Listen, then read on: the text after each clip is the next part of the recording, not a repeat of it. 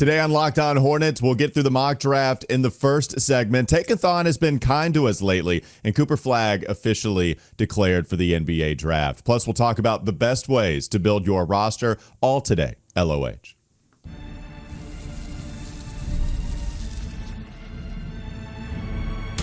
You are Locked On Hornets, your daily Charlotte Hornets podcast. Part of the Locked On Podcast Network, your team every day. In a minute, cuz we live.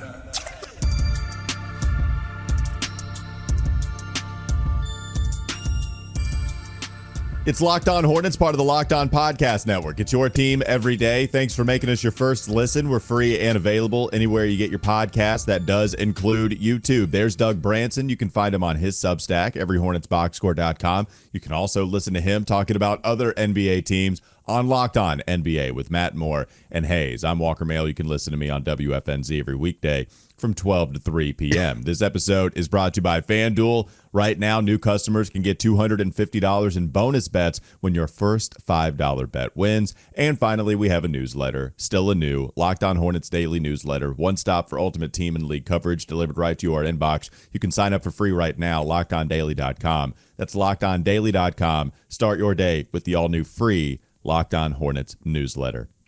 We're halfway there.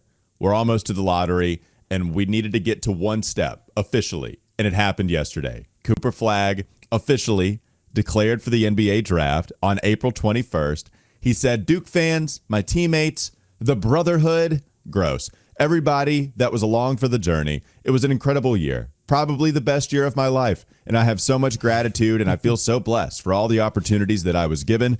Duke has always been a dream for me, but I'm excited to announce that I'll be entering my name into the 2025 NBA draft. So none of this going back, trying to go get a championship with his brothers that he lost in heartbreaking fashion with to the Houston Cougars.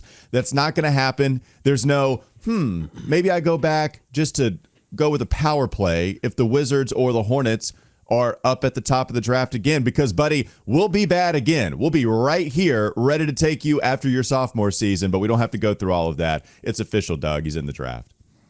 It's fantastic. I thought during that tweet he was going to break out into Graduation by Vitamin C. As we go on, we remember. Tears falling down as we switch it over to the left side. He's gone. He's graduated from Duke, and now he's going into a world of pain if he's drafted by the Charlotte Hornets. But he's here to fix it. He's here to fix the pain. So hopefully we don't have to endure that anymore. Yeah, I never had a doubt about this. I didn't think that there was any amounts of NIL money that was ever going to make someone lose out on, an extra year or two of eligibility in terms of making the kind of money you make in the NBA, of getting your contracts started earlier. That's just going to mean buku bucks when he's much older. So this is great news for the Hornets, who are going to have one of the top odds to land Cooper Flagg in the lottery, and certainly one of the teams, I think, if you look across these teams, one of the teams that needs him most. I mean, it's not just that they need talent, which they absolutely do, but I think the Hornets are one of the teams where he just fits so neatly into the starting rotation. Like, it's just an immediate, it's him, it's Brandon on the wing. If they keep Miles, it's Miles still at the 4, and then whatever they want to figure out with this center position. There's just not going to be any question. They're not going to have to move a veteran or anything like that. You just go right in. So, yeah, the Hornets should be excited today, and we'll see what the lottery has in store for them. I mean, we'll see how excited. At least they should be excited for the shot. The fish is in there. Now we just got to get him out. Got to get the right bait. Got to figure it out. Cross our fingers. Hope for the big one. It's never happened. The Hornets have never done this. They've never won the lottery. LJ. They got LJ. That was it, though. You know what? I assume Payne. You're right. Mm-hmm. For some reason, LJ in my mind is still a number 2 pick. I just assume Payne. And we've had a lot of number 2 picks. That would be Alonzo Mourning. That would be Brandon Miller. And then we've had some 3 picks. That would be Baron Davis. That would be LaMelo Ball. Now, when I'll look this up, but did they move up?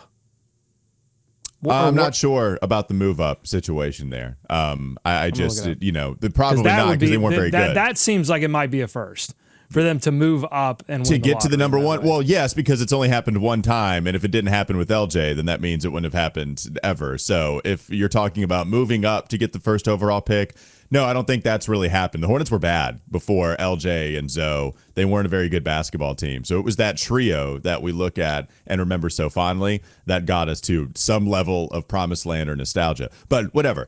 LJ, I'm hoping Cooper Flagg is the next. I'm hoping that this would be the first time that we move up, even though we're not even moving up because you have a 14% shot. So just give me the LJ thing. Just give me the LJ thing with a 14% chance, just as good of a chance as the other teams here to get the number one overall pick. I'm going to count it as moving up. If it happens, I'm going to count it as moving up because the Hornets they were still the third worst team in the NBA. So it's still moving up. What an interesting exit we took right there for that first segment. Cooper Flagg does fit with this team. I think the beautiful thing about Cooper Flagg's game is that he can fit with anybody's team. What also is good for the Hornets, though, Doug, is Tankathon. They have been kind to us lately. I know that they tweeted out, Tankathon does a simulation every day. They run the draft lottery through the simulation, and then they tweet out the results. And the Hornets, for the last 2 days, have received the number one overall pick with Tankathon's simulation. So fingers crossed on that happening as well. I'm hoping that because it's not like when we propose trades on podcast and then whatever trade we propose, it never happens. I'm hoping that's not the case here with Tankathon having the Hornets get the first overall pick the last 2 days in a row. Well, and this is NBA Draft Room has a simulated lottery as well when they do their mock drafts up until the lottery, and they have the Hornets in the number one slot as well. Taking Cooper Flagg, and they write this: the Hornets land Cooper Flagg in the simulated lottery. He's one of the most complete prospects to come into the draft in many years and is a lock to go number one in June. He impacts every aspect of the game and is elite on the defensive end. He does a bit of everything on the offensive end and doesn't have any weaknesses in his game. He's also one of the youngest prospects in the draft. But he doesn't act like it, right, Walker? He doesn't act like the youngest. It's not going to be a Tijan Salon situation where we're going, okay, well, he's young, one of the youngest player in the draft, and he kind of looks like it. Like, no worries there with Cooper Flagg. No, there's no Tijan Salon. I mean, Cooper Flagg was honestly it's not a ringing endorsement of Salon being on the team, but Cooper Flagg has been better at basketball compared to Salon probably since every single day of their life. So Cooper Flagg being number one overall pick, I think he'd come in and provide an impact right away, despite him barely being 18, just turning 18 a few months ago. Also, I talk about the positional fit, but I think there's also I think they'll still treat him like a rookie to some extent, but I don't think there's such a, there's not a large leadership structure on this team such that he couldn't come in and be a number one option and that there be as many problems with that as you would have on some other teams. So it just really is a perfect fit. By the way, the Charlotte Hornets were the fourth worst team by record in 90-91. So it wouldn't even be the first time that happened. Okay. The Miami Heat, who came into the league close to when the Charlotte Hornets came in the league, they had a worse record, and then the Sacramento Kings below them, and then the Denver Nuggets at 20-62 in the 90-91 season. So to your point, to finish up the segment, in terms of personalities, how they'll mesh with one another, I don't have any issue with that. I don't think it's going to be an issue whatsoever. So I think what's interesting here is that you do have younger guys on the roster. Brandon Miller and also Cooper Flagg, those two have some experience with one another, having played on the U.S. select team when they battled against the Olympic squad just last year. And all of these reports were coming out that Cooper played really well. I think he scored 17 points in an exhibition game. But remember, Brandon also played well in that game. Then, of course, he got injured. We know the deal what happened this past year. But both of those guys playing on the same team together, at least they have some kind of recognition with one another. Mark Williams, Cooper Flagg, they went to Duke. Mark Williams has been pulling for Duke this entire year. So I would imagine that their paths have crossed at least at some point in time. I don't know about LaMelo and Cooper. Probably not. But I think with LaMelo, we discuss his personality, and I have been one that views it as a pro, where he's not going to get frustrated by Cooper being the next big shiny thing in Charlotte. I think he's going to be welcoming to that because we've never had any issues with LaMelo and any of his teammates with the teammates that get significant run. LaMelo and Brandon are pretty tight. Miles and LaMelo, those guys are best friends. And so you could view it as a negative if you don't feel like he's got that dog mentality. Give me the basketball in clutch time situations and let me get to the bucket. This is my team. I view it as a pro that he's not going to do that with Cooper, who is clearly supposed to be the franchise. What is that voice you're doing there? Oh, you know that voice. That voice says exactly what I just said. And in fact, that's the only type of voice that says what I just said. They sound exactly like it. What's also interesting is that if you do get Cooper Flagg and put him alongside Brandon Miller, I'm not sure that the games necessarily map onto each other, but it would give Charles Lee, who comes over from Boston, it would give him a wing combo. There you go. That at least initially kind of, if you squint your eyes, could look like a Tatum Brown combo. Mm-hmm. But then he didn't have LaMelo at point in Boston, so that. You're going to some happy places right now. You're going to some very. I think you're going to some happy places, right? No, yeah, you're not going? I mean, yes. I mean, I think that okay. it's going to give him something that he's familiar with, which is two wings who are long and have multiple aspects to their offensive game and have, I think with Brandon Miller, you've got some defensive upside at least. With Cooper Flagg, the defense is already there. He's already going to be, he's going to have a little bit of a learning curve in terms of translating the college defensive game to the NBA game. There's always going to be that, but he just has all the tools right now and the IQ and the recognition that I don't think anyone has any idea that he's not going to make that transition. He just lifts the burden off of guys. Brandon Miller doesn't have to have as many primary ball handling responsibilities without LaMelo on the floor, and Brandon can still be like the secondary to even tertiary ball handler. Cooper Flagg can take some of that away.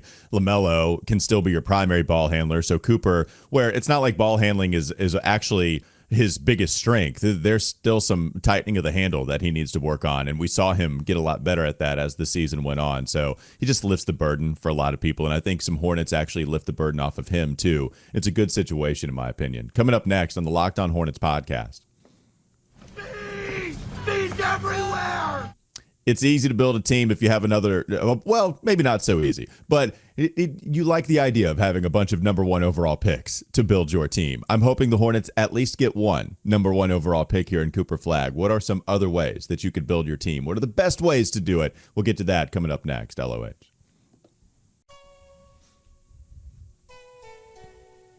This episode is brought to you by FanDuel. The NBA playoffs are here, and FanDuel is giving new customers an incredible way to get in on the action. Right now, when you join FanDuel and place your first $5 bet, you'll get $250 in bonus bets if your bet wins. I love how FanDuel makes betting so easy, whether it's picking my favorite team or diving into player groups, from three-pointers to steals, assists. FanDuel has so many ways to bet your favorite player props. Plus, after the game tips off, you can even combine live prop bets into a same-game parlay for a chance to win big. Don't miss out. Head to FanDuel.com and claim your $250 in bonus bets today. More Locked On Hornets ahead.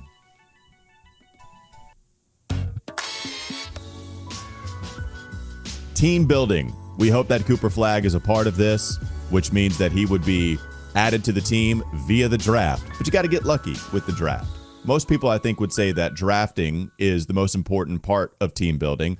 But perhaps you don't, Doug. You got free agency, draft, trades, internal player development, which isn't something that GMs and EVPs and now president of basketball operations, with the title changing for Jeff Peterson, it's not something that they really ever mentioned. They say improving your team, you can do it through three ways: the draft, free agency, and trades. But perhaps internal player development is a part of that as well. I throw that all to you, Doug, and you say what in terms of what the most valuable way to enhance your team is. I say that in 1991, the Charlotte Hornets actually had the fifth best odds at 10.61% because they were tied with the Nets. And I don't know if they did a coin flip back then or not, but the Hornets lost whatever. I don't know if they drew straws or what, but the Hornets lost. But then they won by moving up 4 slots to take Larry Johnson in 1991. Okay. Thank you. I actually want to throw this question back at you. You threw it to me. I'm going to throw it back okay. at you. This is going to be a little hot potato. Because what I'm actually curious about when I put this in the rundown, I'm not curious about this from the perspective of how do you make your team better in the long term? Because I think that's kind of an easy question. I think you have to continue to hit the draft, whether you're a good team or a bad team. It doesn't matter. If you're a bad team, you have to find that talent at the top of the draft that's going to turn the ship around. But even if you're a good team like the Nuggets or, you look at Memphis drafting Jalen Wells, who before he was hurt by the Charlotte Hornets was looking like one of the best rookies in his class. So you've got to be able to draft in the middle of the draft and in the second round as well to continue to reload your team. That's how you build a sustainable winner. I don't think you get to a sustainable winner though via the draft. I think what's the more interesting question is how do the Charlotte Hornets improve themselves? What's the best way they can improve themselves next season in the short term in the next 2 seasons? And for me, that's not necessarily the NBA draft. I think you still have to look at the trade market as the best opportunity for the Hornets to go and capture a player, a disgruntled star, someone that maybe is on a shorter contract. We talked about Cleveland doing this with Donovan Mitchell, but we've had other examples in the NBA of this.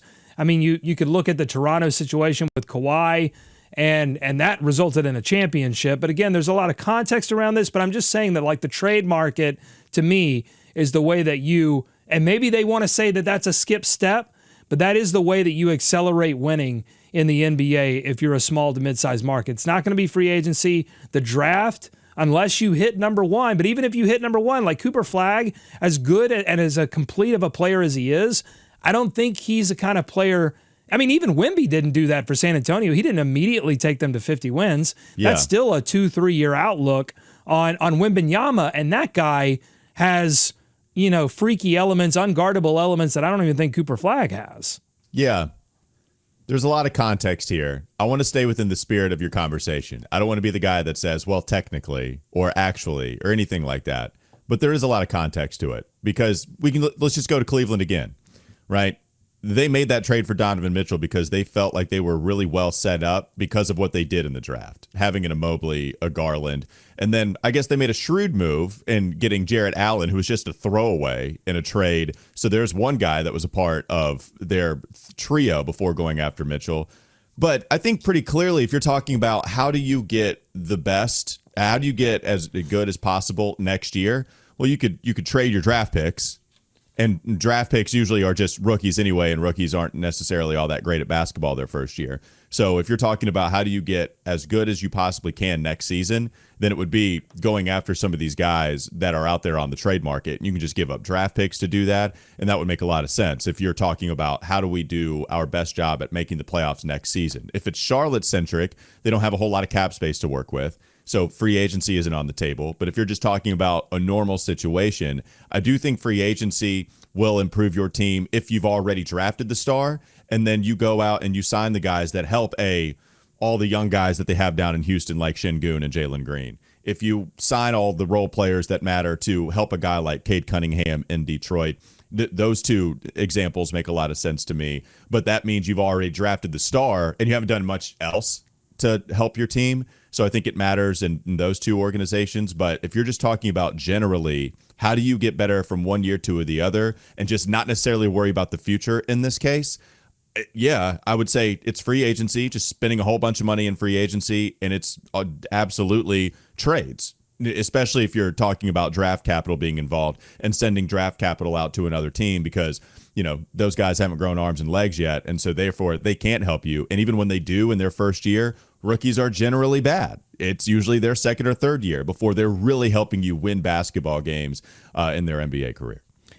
I'll give you another reason why I think it's trades over draft. And actually, they're a little bit connected in that if you look at the success that Sam Presti has had in OKC, a lot of it has been through the draft, although their best player and probably going to be MVP this season, Shai Gilgeous-Alexander, was acquired via trade. And that wasn't that wasn't a certain kind of deal like trading for Kawhi was for Toronto or Donovan Mitchell was for Cleveland, or like, for example, if Giannis were to get fed up with the situation in Milwaukee and they get bounced by Indiana in the first round, that's going to be whoever trades for Giannis, that's going to be a guaranteed accelerator on whatever they do. But SGA was a savvy trade that they made at the time, and it is and had to evolve. Like SGA had to evolve into what he became. But that was a move via trade. But also, Sam Presti makes a lot of trades for draft assets that can either be used to acquire players in the trade market or used to move up into drafts to take players that they target. And so, as much as you look at guys on that team that they've acquired through trade, like J-Dub, who got his first All-Star appearance this season, or Isaiah Joe, or down the line, they've used an all-of-the-above approach to building that team in Oklahoma City. So I still think again, over the long term, yes, team building, you've got to hit your draft picks, because that's the way that you can assemble a roster that isn't like Phoenix, totally top-loaded, and you've got no role players. You've got to have players that are on, for your first 4 to 7 years, are on contracts that aren't going to just completely cripple you and your ability to find role players. But you also you have to go out into the trade market and make moves. And I'm actually confident that Jeff Peterson has that ability, and that Jeff Peterson and Charles Lee are aligned such that they know the kind of players they're going after, because that's just as important.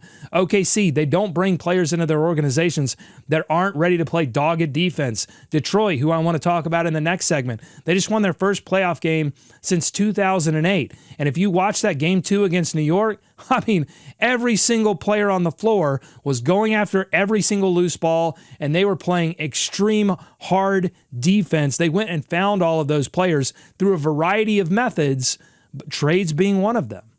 Yeah, we can finish some of that stuff in the last segment as well. Coming up next on the Locked On Hornets podcast. Bees everywhere! We'll touch on a few other ways to build your team, talk about the importance of trades, draft, all of it in the last segment of LOH.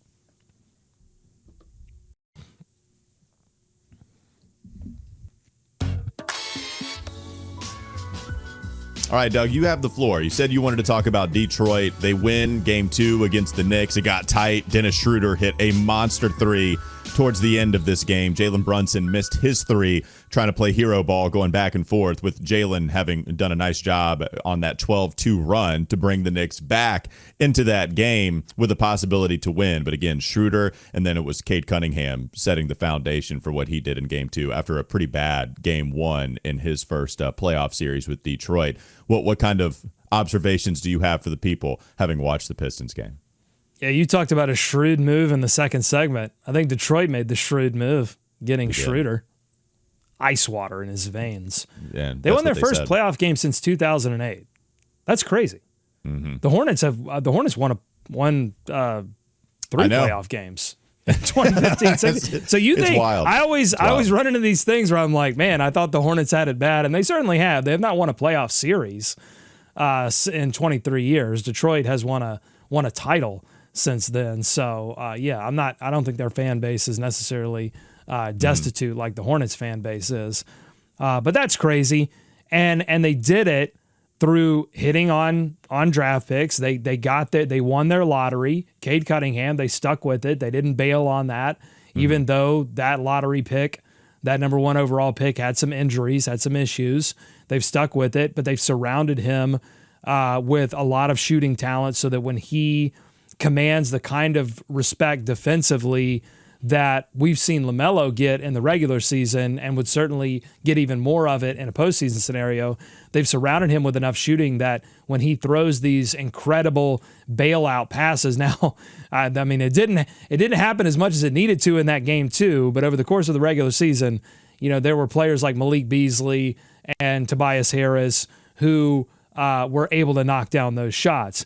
But it's not just that. It's the extremely physical defense that they were playing with New York, who I would say New York is an example of a team that went out and accumulated talent.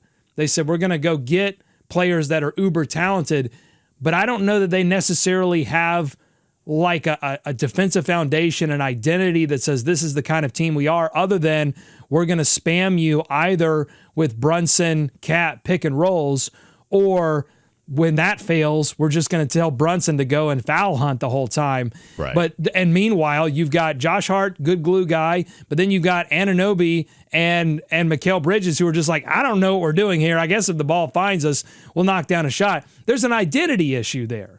And so I think I'm just taking all of this in every year. I do this because the Hornets never make the playoffs. So every year I watch the playoffs and I just try to take stuff in and think about, are the Hornets trying to do this the right way? And if you're trying to do it in a Detroit way, I don't necessarily think it's going to win them a title this year, but I think it could lead them to a playoff series win, an upset playoff series win, which should be what the Hornets desire to do. I think that they're taking the right approach, trying to find guys like Moussa Diabate, keep finding Diabates, keep finding Okogis, and eventually this thing is going to work itself out. Which is why it's tough, because we've been on a really rough timeline of having not won a lot of basketball games that matter. And yet I go back and I look at all the moves that have been made by Jeff Peterson and Schlotkin and all these guys. And there's not many that I've disagreed with, right? Just in a vacuum, each of these moves, there's not been many moves that I've disagreed with that they've made. And yet still here we have a 19-win season to talk about, which even by Hornet standards, it's one of the worst seasons in franchise history in terms of a win-loss record. But it's all about trying to project what's going to happen in the future. And there's still plenty of moves to make before this team even sniffs a competitive first-round series in the playoffs. Not play in, because there's a big difference, but even sniffs a competitive first-round series in the playoffs. But I do like all of the breadcrumbs that they're laying down. So where we see, in 3 years' time, we look back and then we see where those breadcrumbs led to, it makes sense to me by trying to find this identity. And I think they've stuck to it. The Hornets DNA thing, that's real. And I think that's why it doesn't frustrate me as much as the Four Pillars did with James Borrego that he always would try to preach. When a mantra actually hits, when you can see it, it's visible, it's tangible, like Hornets DNA is with all of the signings that they've made. I think that's what allows me to embrace it rather than criticize it, some of the mantras and the slogans that these teams have. By the way, Detroit, extremely physical up and down the roster, including at center, featuring Jalen Duren, a player I really liked, a player the Hornets could have drafted had they not traded their first-round pick. Had Mitch Kupchak not traded a first-round pick that they lucked into. Why? Why did they trade the first-round pick, Walker? Do you remember why they traded the first-round pick that would have become Jalen Duren? I forget what Mitch said. Mitch, what it doesn't matter what Mitch said. It doesn't matter what Mitch said. We all know why they traded the first-round pick, because they did not want to pay the salaries are locked in. They know how much you're going to pay these players. They did not want to pay another young player in a system where they had a lot of young players already. They just didn't want to pay another first round draft pick salary. That's right. I think, yeah. You're okay. I got you. He didn't say that, but I got you. This seems to have been. Say it. This, Doug, this feels like an episode where you're going back and circling on some takes. This is like a C from Doug Branson type of show today, because you keep pointing to Detroit, where I know we've had the Cade Cunningham talks. You want to go back and you want to talk about Jalen Duren. You want to go back and you want to talk about trades. This very much seems like let's reinforce some Doug ideas on how to build a team the last couple of segments. If we forget our history, we are doomed to repeat it. That's right. You have to remember that.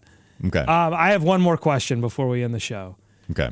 Because we've been talking about a lot of the things that turn a terrible franchise, which, by the way, Detroit was last season. They were awful. I was tracking them for would they beat the Bobcats 7-59 win-loss percentage record. They were on track for a while, for way too long, and then turned it around at the end of the year. But they've completely flipped it this season. And part of that was a coaching change and JB Bickerstaff. And I'm looking across the league, and I'm looking at Cleveland, and they've got Kenny Atkinson. He's got a little bit of crazy in him. Joe Mazzulla, who you've got Jason Tatum, his star player, writhing on the floor, possible broken wrist, and you got Mazzulla from the sideline yelling, "Get up!" Like, not letting the trainer go out there and yelling at him to get up. That guy, and if you listen to Locked On NBA, you know I've profiled over the many weeks now the insanity of Joe Mazzulla. And you had Charles Lee coming over from Boston. He was the complement to Joe Mazzulla's crazy. He was the organizer to Joe Mazzulla's crazy. And, all the love for Greg Popovich. Hope his recovery happens sooner rather than later. He had a little bit of crazy in him. These sideline interviews. And so you look across the board and Mike Malone, who just got fired, won a championship for the Nuggets. He was a little bit insane. Like, I just think that there is a common thread, and I'm sure you can find plenty of examples that don't fit this mold. Right. I don't think Mike Budenholzer really was this guy when he won his championship with Milwaukee. No, Mike. I think we found out. No, we found out Mike is a little difficult to deal with. At Phoenix, the players on Phoenix are also difficult to deal with, but there's some stuff coming out about Budenholzer where he's got some crazy to him. Well, difficult to deal with is one thing. I'm talking just a little bit like of a screw loose. That's what I'm talking about. Maybe Mike is that guy. I'm not sure. But there is a little bit of a common thread. So my question is, I don't know that we need to like fully answer it today, but Is Charles Lee crazy enough? Is he crazy enough to lead this team to a playoff series win? It's a good question. Yeah, I think if you're going to look at him, I don't think he'll ever have like this hardcore jerk gene in him. I don't think there's going to be anything like that. I think if he's going to win, it's going to have to be like Mark Daigneault with OKC. If that's the model. Oh my gosh, dude, you and me are so insane. Because I came up with this question in the shower, and I was trying to find the example. And I think if Daigneault wins, that is he's kind of the nice guy who's developed a little bit of an edge. And I think that's just going to naturally happen for Lee too, because again, whether you're talking about players or coaches, I think to me, everything morphs when there are actual expectations, because when you put actual expectations, we're going to make the playoffs this season or else, and then things start to go wrong when those expectations aren't met, and you've got to try to steer it back in the right direction. That's when things get chippy. That's when players get upset. That's when coaches get upset. That's when we're going to see a new LaMelo, a new Miles, a new Cooper Flagg, a new Charles Lee. We'll see if it works. We're praying. And it all starts with Cooper. He officially declared, let's make it happen. That'll do it for Locked On Hornets. Thanks for making us your first listen. We're free and available anywhere you get your podcast. That does include YouTube. Go check out Doug on not only everyhornetsboxscore.com, but also Locked On NBA. I'm Walker Mehl. Listen to me on WFNZ every weekday from 12 to 3 p.m. Have a great rest of your day. We'll be back with you tomorrow. It's also the people that look the most put together that you have to worry about. So, Charles Lee, I see you. I think you got a little crazy in you.